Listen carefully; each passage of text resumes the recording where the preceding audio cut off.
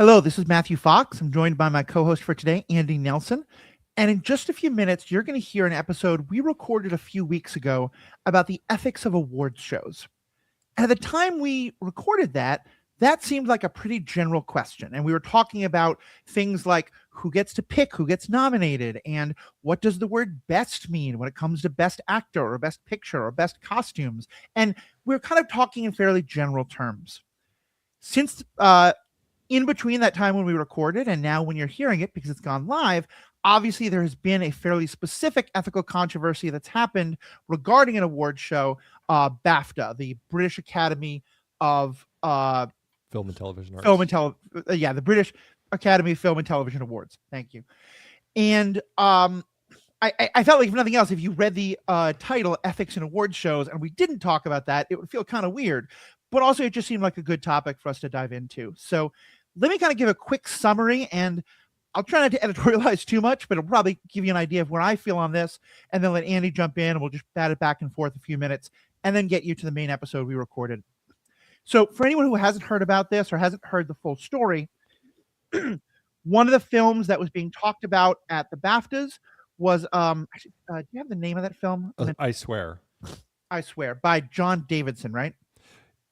He wasn't the director. He's the person producer on it, and it's based on his life. Correct. One of the films that was being talked about and honored at the BAFTA Awards was a documentary called I Swear. No, it's a feature film. It's a narrative based on his life. Right, let me do that one more time. Yeah. So for anybody who hasn't heard the story or doesn't know the full story, one of the films that was being nominated and talked about a lot at the BAFTAs is called I Swear, which is a film based on the life of someone with Tourette syndrome.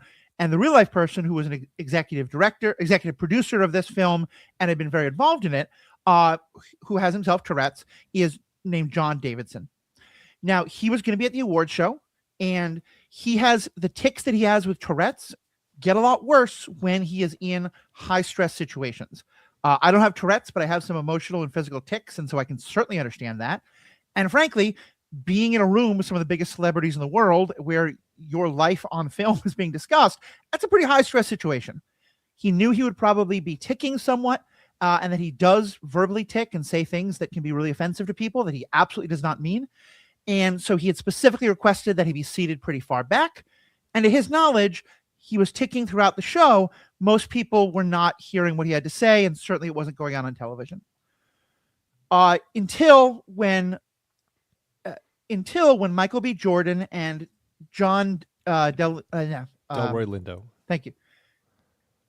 Until when Michael B. Jordan and Delroy Lindo, two black actors from the film Sinners, which won a lot of awards, were on stage, and he shouted out the N-word. And he immediately saw the two actors respond quite viscerally, as you can imagine in such a moment. And he pretty quickly said, I need to get out of here. I don't want to be here if people are hearing the kind of things I'm saying, because he didn't want to be hurting people. What he later found out was that there had been a microphone placed near him, which was picking these things up. And that while a lot of them were edited out for the broadcast, including him at one point saying Free Palestine and some other stuff that he did or did not mean, whatever it was, this one specific thing was left in.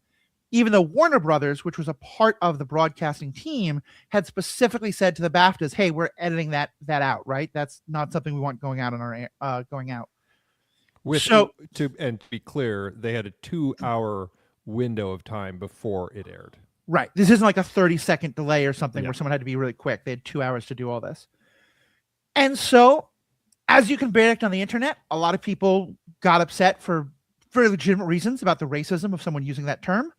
Some had a nuanced take about it and understanding of Tourette's. Others did not. Other people in the Tourette's community started responding to that. And we had a whole bunch of ableism and racism charges being thrown back and forth, which more recently have become kind of a lot more people kind of realizing, like, look, we have two marginalized communities that are being pitted against each other, when really what we should be talking about is the BAFTAs kind of using this to generate controversy and to exploit all of these folks. I guess I am just straight up editorializing here, but in a way that's caused us all to say the word BAFTAs a lot more times than any of us ever thought. And So yeah, Andy, what give us your take? Well, I mean, there's a lot to unpack. I definitely think it's completely fair to recognize the two sides of this. I think Right. for John Davidson, who has dealt with Tourette's through his entire life, he understands and is frustrated and appalled by some of the things that he says and has had to deal with that his whole life. And it's a very difficult thing. He's come out and, he reached out to Warner Brothers, which, released Sinners, so that he could get in touch with Michael B. Jordan and Delroy Lindo to let them know, Right. I meant nothing by this. It's just this thing that I have no control over. He said pedophile at one point to Alan Cumming, a comment that Alan Cumming made, who is a gay actor and was hosting, and he was making a joke about Paddington and bringing home Peruvian bears of his own, Right. and John Davidson threw out pedophile, and so the N-word situation is the one that people are gravitating to, specifically because it didn't get edited out. Like, there were a lot of other things that he was saying, and that's, I think, what's frustrating. And it's hard because, like, that's the one side of this situation is understanding how somebody with Tourette's speaks and just trying to figure out how to cognitively deal with that Right. when somebody is saying things that can hugely offend you, knowing that it's not necessarily something that they're intending at all, right? On the flip side of that is the African American community, of which there were many in the crowd, not just because of Sinners, but One Battle After Another certainly has its share, and aside from all sorts of other categories. But to have that shouted out already is going to be creating a very difficult situation for all of them, because it's creating a situation of discomfort. And I think what ended up making it worse, and just speaking specifically to the actual ceremony for a moment, is when they had Alan Cumming come out afterward and kind of create a reply that they put together. It wasn't very strong. Mhm. And it was like, if somebody was offended, we hope that you'll understand. And Right. people are like, people are offended, and you need to be a little cleaner with how you're addressing that. And then after it was over, the BAFTAs, their response also was light, and it wasn't as strong as it needed to be. I don't think I would agree with you that the BAFTAs were doing any of this just to get people saying BAFTAs more and to keep their name in the conversation, because it's terrible news for them all around. Right. They've already had a board member, like one of the prominent African American board members, resign because of it, and because of how they're dealing with and have dealt with the situation. And so I don't think it's something that they intended. I just think I don't know. I think that they were trying to respond in a way that reflected a sympathy for John Davidson and the Tourette's community, without recognizing as importantly as they needed to what they needed to really be saying about the people who were actually on the receiving end. Yeah. I can understand that. Things like placing a microphone near him when they had specifically told him they wouldn't do that. The fact that it was that one thing that was not edited out. It's hard for me to think that this was not intentional and not in some way. And I think it may have backfired on them. It's hard for me to think that there wasn't some attempt to get people talking about the BAFTAs is obviously very cynical, maybe to start an interesting conversation or something like that. It may be right. It may be just that this was a series of unfortunate coincidental mistakes that all lined up to create this kind of perfect storm of controversy. Well, and to be clear, I mean, they do put microphones all around the auditorium. Like, they're not on every table, but they're on a bunch of tables, so they can capture live sound and all of that sort of stuff. But yes, they should have really thought more clearly about having one in front of John, because that seemed like a terrible place. Well, and to clearly put John one. didn't know that it was there. I think is to me more the point. And so No, yeah, yeah, right.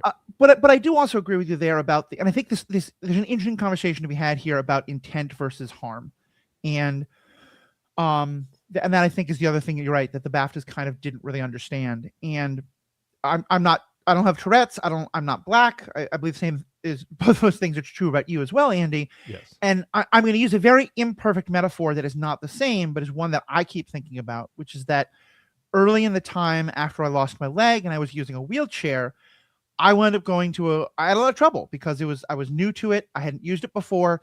I got a pretty terrible one from the hospital. Um, and early on, I wound up going to a hotel that had advertised itself as disability accessible. Turned out it was actually a very old elevator, the kind where like, you enter all the way on one side and have to like make a sharp turn to get in and get out of it. Long story short, one day when I was trying to use the elevator, I wound up kind of jerking around and knocking down an old person who was trying to get in.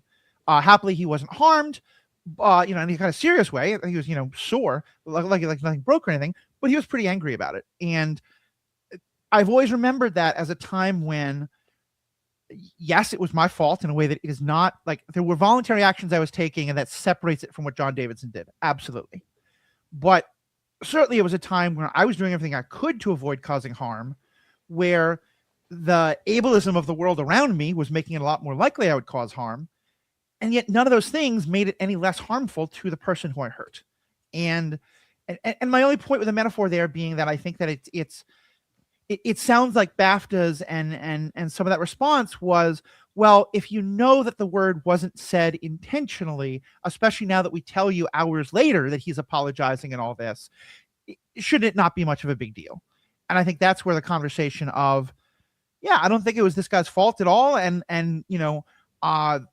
whatever the microphone situation was, all of that, but still two black men on stage at one of the pinnacles of their career, hearing this incredibly insulting, degrading word being thrown at them, of course they're going to be upset. Of course it's going to hit them hard.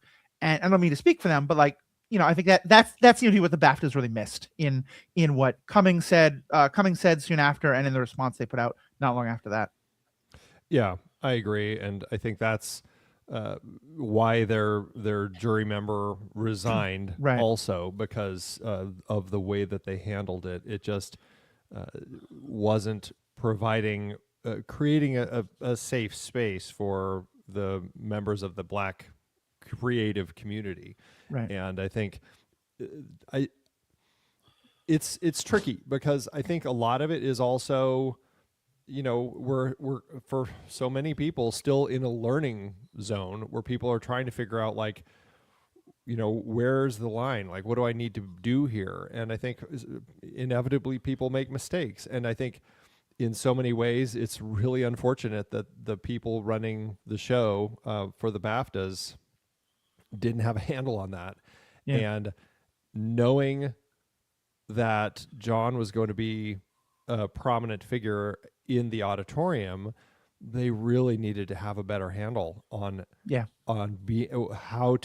what to expect, how to be prepared, what they should be bleeping, and just all of that stuff, so that they could have run this more smoothly. And I just don't think, I don't think that they clearly had a handle on it, and that's the unfortunate situation.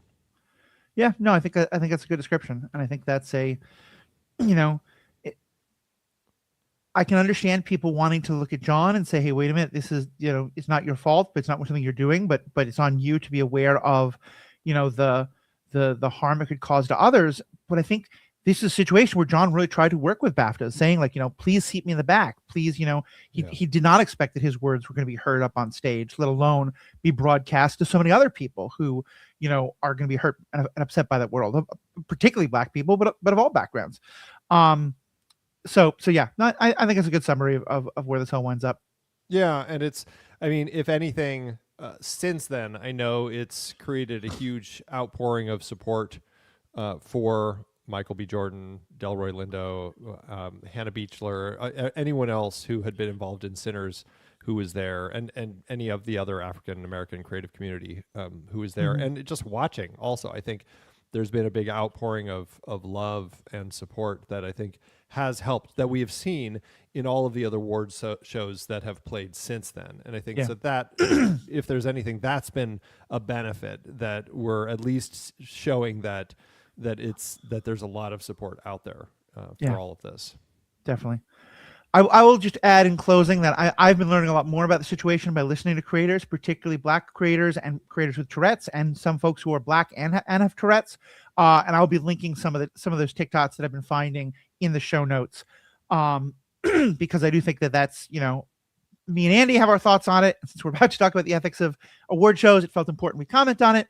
But obviously, people who are more connected to the situation and have direct thoughts on it, I think are, you know, take their word a lot more strongly than mine or Andy's. So I'm having Andy. Andy, any last things you want to add before we wrap up? Nope. I think that's all on this point, but there's plenty to come. Definitely. All right. Now back to really important questions. I'm not sure. Now back to some other questions, like when someone says best song in a when someone says best song in a movie, do they mean the best song or the song that best fit the movie? All that and more right after this. Awesome.